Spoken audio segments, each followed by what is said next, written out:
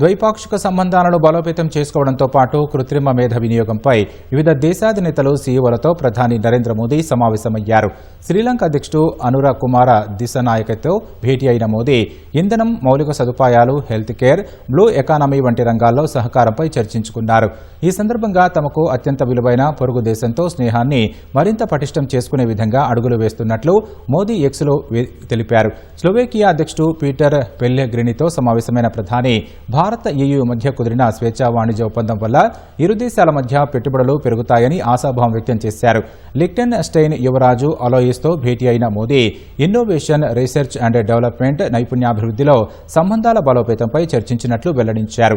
Mauritius ప్రధాని నవీన్ చంద్రరామ్ గులాంతో ద్వైపాక్షిక చర్చలు జరిపిన ప్రధాని రెండు దేశాల మధ్య ఉన్న వ్యూహాత్మక భాగస్వామ్యాన్ని కొత్త శిఖరాలకు తీసుకెళ్లాలని నిర్ణయించినట్లు తెలిపారు.